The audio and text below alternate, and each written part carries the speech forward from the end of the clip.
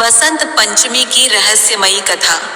जब मौन टूटा और ज्ञान जागा, वसंत पंचमी केवल ऋतुओं का पर्व नहीं बल्कि एक ऐसी कथा से जुड़ी है जिसमें सृष्टि का मौन, देवताओं की चिंता और एक अदृश्य रहस्य छिपा है। यह कथा सामान्य नहीं है। इसके अंत में ऐसा मोड़ आता है जो समझ और अज्ञान के बीच की रेखा को उजागर कर देता है। बहुत प्राचीन काल की बात है। सृष्टि तो रची जा चुकी थी, पर्वत खड़े थे, नदियां बहती थीं, वृक्ष हरे भरे थे, लेकिन एक अजीब बात थी, पूरी सृष्टि मौन थी।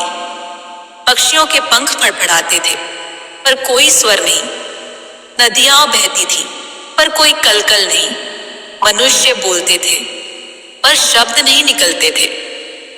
यह एक जीवित संसार था, लेकिन बिना आवाज, बिना भावना, बिना ज्ञान के।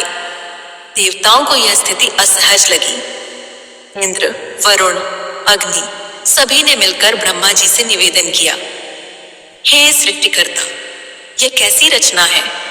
यहाँ जीवन तो है पर चेतना नहीं, शब्द नहीं है, संगीत नहीं है, ज्ञान नहीं है। ब्रह्मा जी गंभीर हो गए।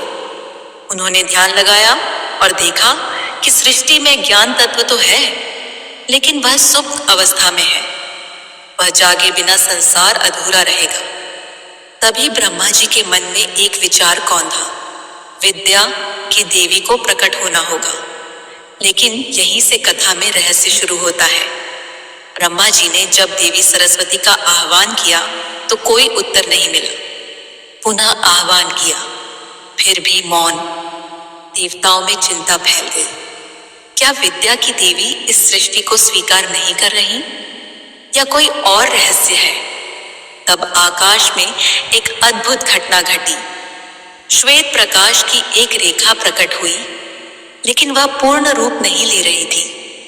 वह प्रकाश बार बार प्रकट होता और लुप्त हो जाता, मानो कोई शक्ति बंधन में हो। नारद जी ने वीणा उठाई, पर वीणा से स्वर नहीं निकला। तब उन्हें एक संकेत मिला, जब तक सही समय नहीं आएगा, देवी प्रकट नहीं होंगी। देवताओं ने पूछा, वह सही समय कौन सा है? उत्तर आया, जब प्रकृति स्वयं जागेगी, जब शीत की जड़ता टूटेगी, जब धरती पीले वस्त्र धारण करेगी। और वही समय था, वसंत पंचमी।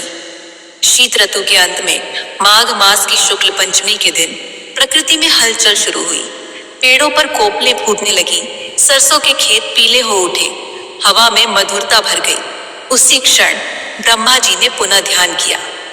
इस बार आकाश फट सा गया। एक दिव्य स्वर गूंजा, पर वह सामान्य स्वर नहीं था, वह पहला स्वर था। उसी स्वर के साथ श्वेत वस्त्रों में लिपटी, वीणा धारण किए, कमल पर विराजमान देवी सरस्वती प्रकट हुई।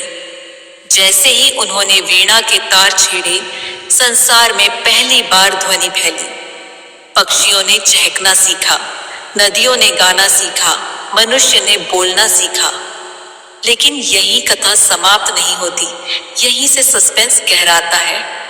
देवी सरस्वती ने ब्रह्मा जी से कहा, हे सृष्टिकर्ता, मैं केवल उन्हीं के लिए प्रकट होती हूँ जो ज्ञान का सम्मान करते हैं, जो ज्ञान को अहंकार बनाते हैं, उनके लिए मैं अदृश्य रहूंगी। इतना कहकर देवी ने एक रहस्य उजागर किया। हर वर्ष इस दिन मैं धरती पर आती हूँ, पर सब मुझे देख नहीं पाते। कुछ केवल उत्सव मनाते हैं, कुछ केवल परंपरा निभाते हैं, लेकिन जो साधना करते हैं, जो सीखने की प्यास रखते हैं, उन्हीं के जीवन में ज्ञान स्थायी होता है। देवताओं को आश्चर्य हुआ, तो क्या हम भी हर बार आपको नहीं देख पाते? देवी मुस्कुराई, देव भी तभी ज्ञानी हैं जब वे सीखने को तैयार हों। इतना कहकर देवी अदृश्य हो गई, लेकिन उनकी वीणा की गूंज रह गई। कहते हैं, उसी दिन से वसंत पंचमी पर विद्या आरंभ की परंपरा शुरू हुई। बच्चों को पहली बार अक्षर लिखवाए गए, पीले वस्त्र धारण किए गए, क्योंकि पीला रंग केवल वसंत का नहीं, ज्ञान के प्रकाश का प्रतीक है। लेकिन कथा का सबसे रहस्यमय अंश अंत में आता है। पुराणों में उल्लेख है कि जो व्यक्ति वसंत पंचमी के दिन अहंकार त्याग कर कुछ नया सीखने का संकल्प करता है, उसके जीवन में अचानक ऐसे अवसर आते हैं जिनका कारण वह स्वयं नहीं समझ पाता।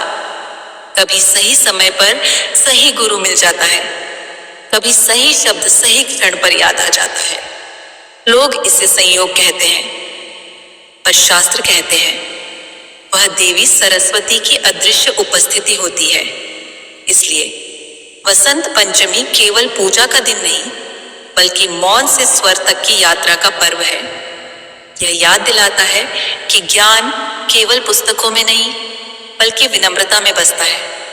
और शायद आज भी जब वसंत पंचमी आती है, कहीं न कहीं किसी शांत क्षण में देवी सरस्वती की वीणा फिर से बजती है, पर सुनता वही है जो सच में सीखना चाहता है। भक्तों, ऐसे ही और कहानी एवं कहानी सुनने के लिए हमारे चैनल को लाइक, शेयर, फॉलो और सब्सक्राइब करें। धन्यवाद।